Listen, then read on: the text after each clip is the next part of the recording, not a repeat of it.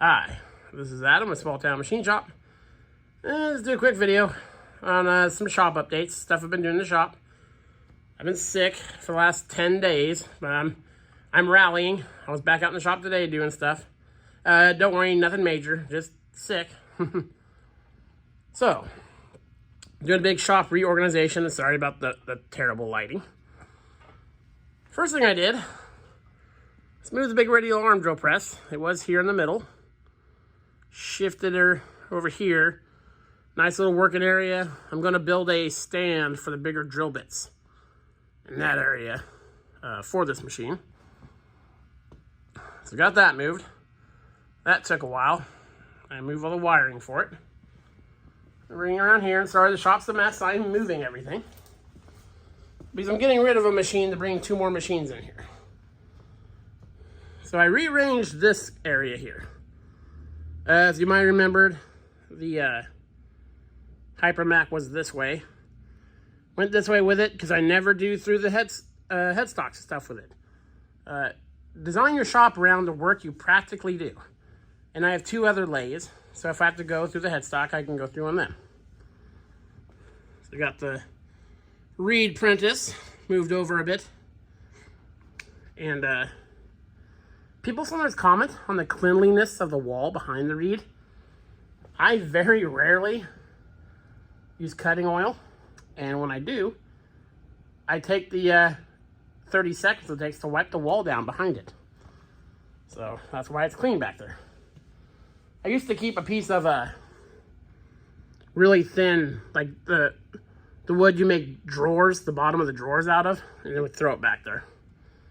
Because I don't like oil sling on my walls.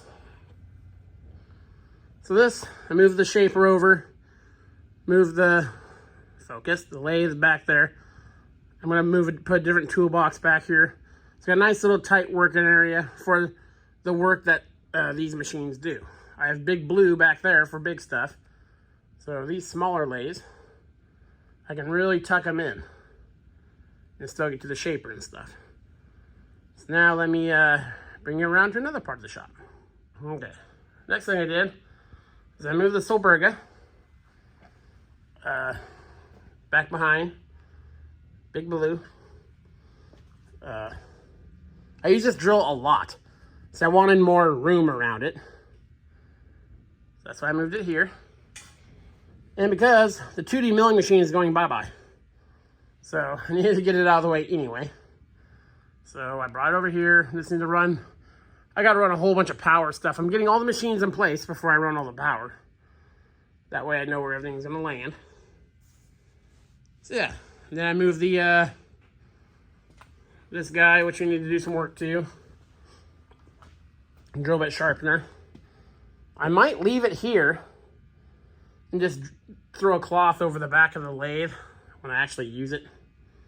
Don't know yet, but it's easy enough to move. So that's where it lives right now. So now let's go to the back of the shop. Okay, we're on the other side of the Hypermax right there. I moved my C-press out so it's easier to get to. It rolls around. So I do my broaching on and push some bearings on with it. Then I moved the Van Norman. I rotated it around, tucked it in. That way I can still get to all the controls because it has forward and back controls. And still get to the shaper with no problem. And I'm really tucking machines in to give them as much room as possible, especially these machines where I do the smaller work. The big Brown and Sharp mill, that would do the big milling, will be out front so I can bring my forklift right up to it. And I got some electrical stuff going on. And yeah. So let me bring you in this area. Remember, I'm cleaning stuff. It's a total disaster. Cleaning out this area because in the winter I do a lot of small engine rebuilds, hydraulic cylinder rebuilds, stuff like that. This table is where I do all that. It's become a gathering point for all the random stuff. I want to completely redo this wall, put some benches in, and move all these drills and put in tooling holders. So I can move all the drill bits, all the bars, all the everything. Tool post grinders, all that stuff. Rotary table. Have it all back here in this one area. So that is on the plan as well. Looking from the back here. So use a tight little working area. Still got a lot of cleanup to do, remember, moving everything. I have like a 3-week window now that harvest is done, where I don't have any machining coming in. So this is when I usually do big shop shuffles. There's the C-clamps is hanging out. I think that big Craftsman box, I'm going to put all my machinist tools in. I'm going to empty out all my Kennedys and put them all in that toolbox right there.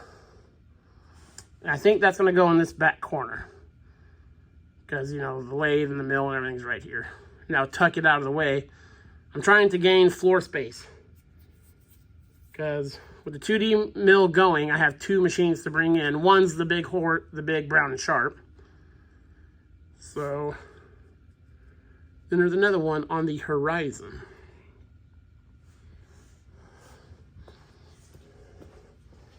And then stuff like this, it's on casters. I'm going to utilize the storage underneath there. Excuse me. There I keep a bin for when I push broaches. I put a towel there to catch the broach and all that stuff. Yeah, get that cleaned up. So I've been doing a lot of work in the shop. A lot of work in the shop. But it's getting there. Let me bring you over here. The 2D milling machine is going bye-bye, sadly. My shop is not big enough for a machine that's not going to be regularly used. This machine's awesome. You can do really cool things, but it's very specific.